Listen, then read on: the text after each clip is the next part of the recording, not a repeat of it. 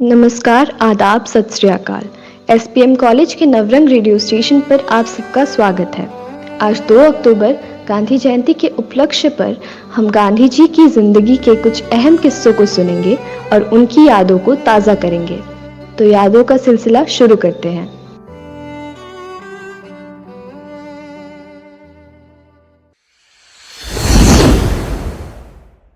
महात्मा गांधी का पूरा नाम मोहनदास करमचंद गांधी था।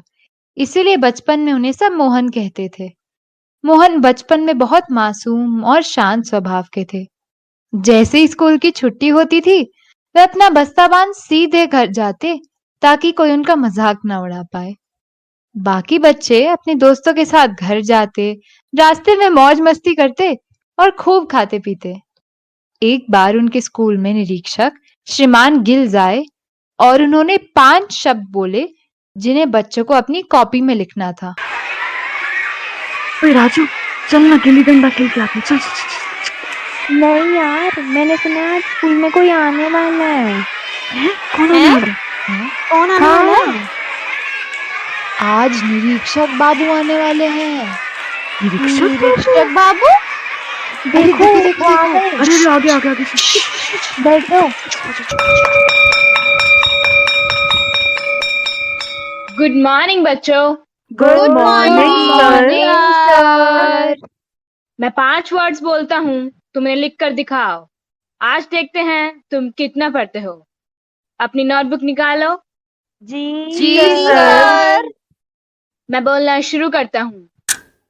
बैट, बेस्ट, वो, क्या लिखा फाइट, सर? कैटल। थोड़ा दिखा समझ ही नहीं आ रहा। दे। मुझे भी नहीं आता। मुझे बता दो। चुप चुप से सर, एक बार धीरे धीरे फिर से बोल दीजिए। ओके, मैं रिपीट करता हूँ। बैट, बेस्ट, वो, फाइट, कैटल। मोहन ने 4 शब्द लिखे, लेकिन उनके आखिरी शब्द केटल लिखना नहीं आया। उनके चेहरे पर चिंता की लकीरें देख उनके अध्यापक ने उन्हें चुपचाप इशारा किया कि साथ वाले बच्चे की कॉपी से देखकर लिख लो। लेकिन मोहन ने उनके इशारे को अनदेखा कर दिया। अपनी कॉपी दिखाओ। शामी। गुड गुड, सबने अच्छा लिखा। या यू, व्हाट्स योर नेम? जी मोहन। तुम थोड़ी और हार्ड वर्क करो। सब ने 5 शब्द सही लिखे हुए थे और मोहन ने 4। स्कूल निरीक्षक के जाने के बाद उनके शिक्षक उन पर चिल्लाए और बोले, मैंने तुम्हें साथ वाले बच्चे की कॉपी से नकल करके लिखने को कहा था। क्या तुम इतना सा काम भी ठीक से नहीं कर सकते? कामचोर कहीं का। सर वो एकदम चुप। अब कोई फायदा नहीं बहाने बनाने का। मैंने तो पहले ही बोला था मेरी कॉपी से देखकर लिखना।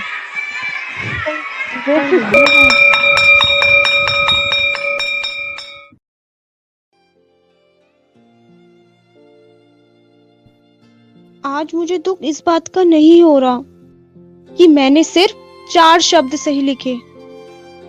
दुख तो इस बात का हो रहा है कि मेरे मास्टर जी ने मुझे नकल करके लिखने के लिए कहा।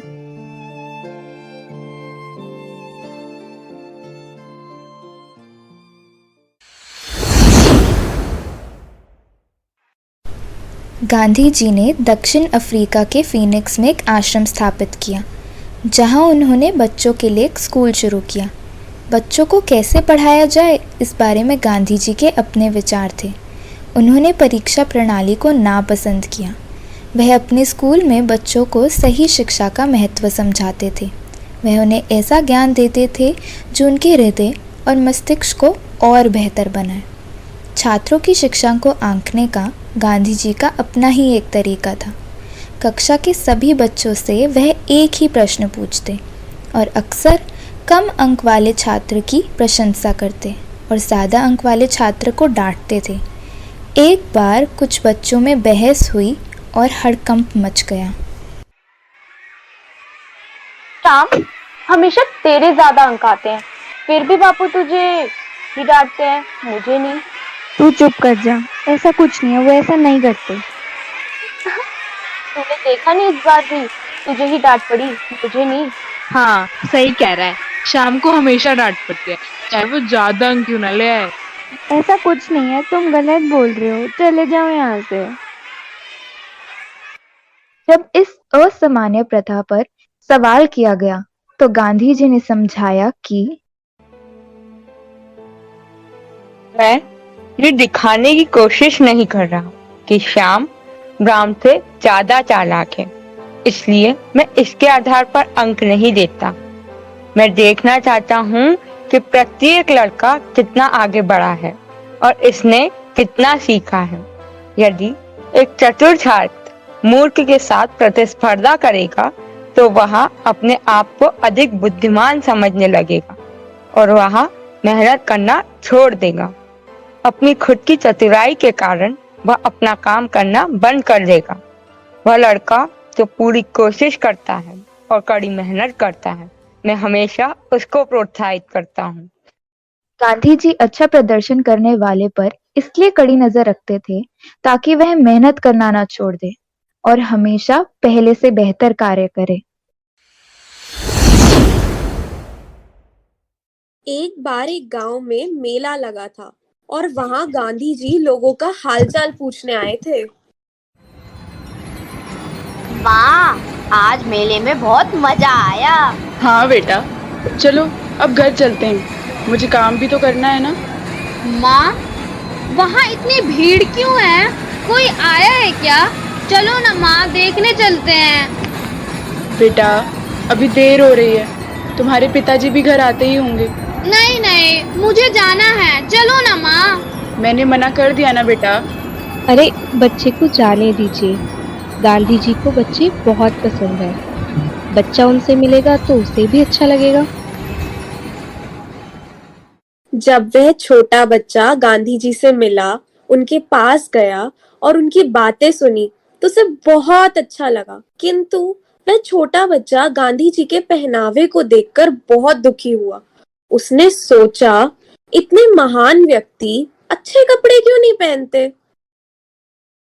बापूजी, आपने कुर्ता क्यों नहीं पहना है?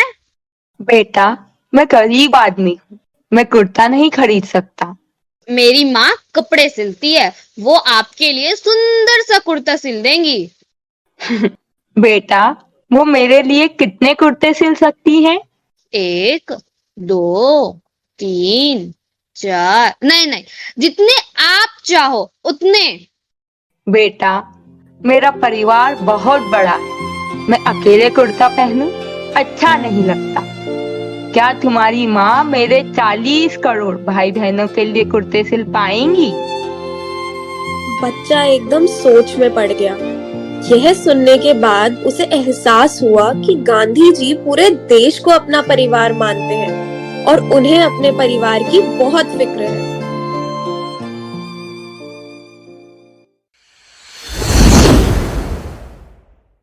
दांडी मार्च को नमक मार्च या दांडी सत्याग्रह भी कहा जाता है।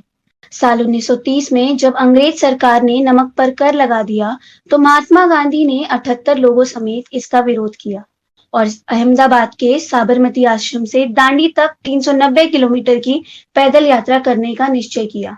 12 मार्च को यह शुभ यात्रा शुरू हुई और 6 अप्रैल 1930 को नमक बनाकर समाप्त हुई। रास्ते में जब उन्हें रात में नदी पार करनी थी तो वहां घनघोर अंधेरा था।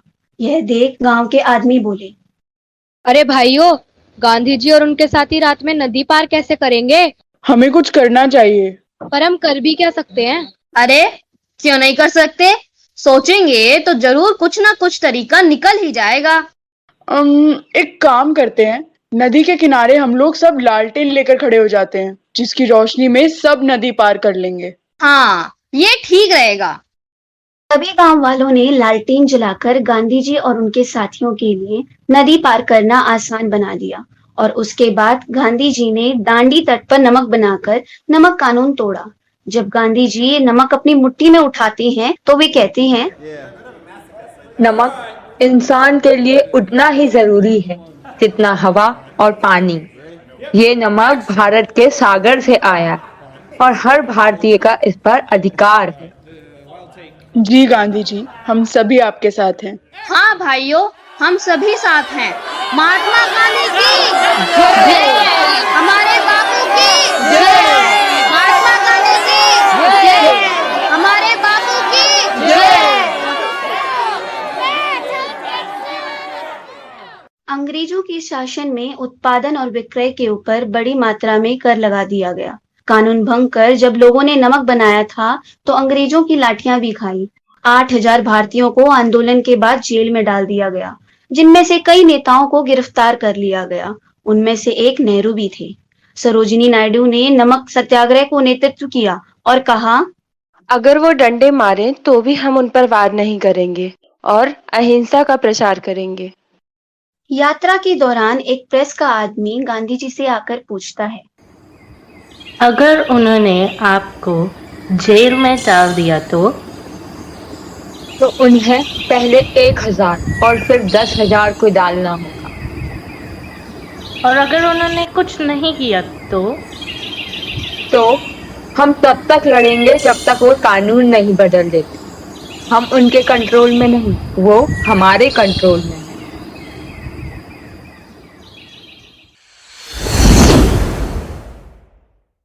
कस्तूरबा गांधी महात्मा गांधी की धर्मपत्नी थी। गांधी द्वारा शुरू किए गए स्वच्छता अभियान में कस्तूरबा गांधी की अहम भागीदारी थी। जब भी गांधी स्वतंत्रता संग्राम के लिए प्रदेश से प्रदेश जाते थे, तब कस्तूरबा गांधी सारी जिम्मेदारी पूरी निष्ठा के साथ निभाती थी। कस्तूरबा गांधी को बा भी कहा जाता था, क्योंकि वह आश्रम की देखभाल के साथ साथ गांधी द्वारा चलाए गए स्वच्छता अभियान पर भी ध्यान देती थी। देश को आजादी दिलाने में हमें महिलाओं के योगदान की भी आवश्यकता है, परंतु यह लड़ाई बहुत कठिन होगी। क्या तुम उनका मार्गदर्शन कर पाओगी? मुझे तुम्हारे स्वास्थ्य की चिंता है कस्तूरबा। देश आपको बापू कहता है और मुझे बाप। आजादी के आंदोलन में मैं भी आपकी सहयोगी बनूंगी। ये मेरा भी कर्तव्य है। मैं तुम्हें नहीं समझ पाया था कस्तूरबा। तुमने साबित कर दिखाया हमारे देश की औरतें कितनी सक्षम हैं। तुम्हारे नेतृत्व से ही इस आंदोलन को दुगनी शक्ति और एक नई ऊर्जा मिली है। मैं अत्यंत गर्वित हूँ तुम पर और इस देश की हर औरत पर। तुम सही कहती हो कस्तूरबा। अब हमारा देश एकजुट होकर यह आजादी की लड़ाई जरूर जीतेगा। मुझे आप पर पूरा भरोसा है। मैं हमेशा आपके साथ खड़ी रहूंगी। यहाँ तक कि राजेंद्र प्रसाद जी ने कहा था, जब मैं आश्रम में रहता था और बापू को बाहर जाना पड़ता था, तब कस्तूरबा बा भी उनके साथ जाती थी। बा हम सबको अपने बच्चे की तरह प्यार करती थी और हमारे ऊपर ध्यान देती थी। जब भी बा गांव जाती थी, वह स्त्रियों से मिलती थी और स्वच्छता का संदेश भी देती थी। बिहार के एक छोटे से गांव चंपारण में एक घटना घटने के बाद महात्मा गांधी सत्याग्रह के बारे में बताने गए। मीटिंग में उनका ध्यान महिलाओं पर गया जो वहां मौजूद थी। गांधी ने उनकी स्थिति देख बा को बोला, कस्तूरबा, तुम इन महिलाओं से बात करो और इन्हें भी जागरूक बनाओ। बा ने गांव की सभी महिलाओं को निजी साफ सफाई और स्वच्छता की जरूरत के बारे में बताया। उनकी बातों से प्रेरित होकर महिला हिम्मत जुटाकर बोली, मेरे पास सिर्फ एक जोड़ी कपड़े हैं और आप हमें साफ सफाई के बारे में बता रही हैं। हम कर भी क्या सकते हैं?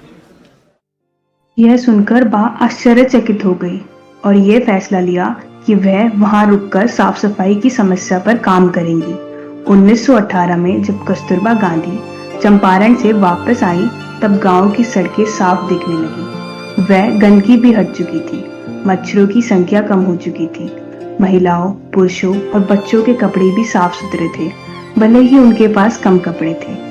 इसके बाद बा ने खेड़ा, साबरमती आश्रम और वृद्ध आश्रम में भी ऐसा ही अभियान चलाया। गांधी जी ने भी कस्तूरबा गांधी का निरंतर साथ दिया और महिला सशक्तिकरण को प्रोत्साहित किया।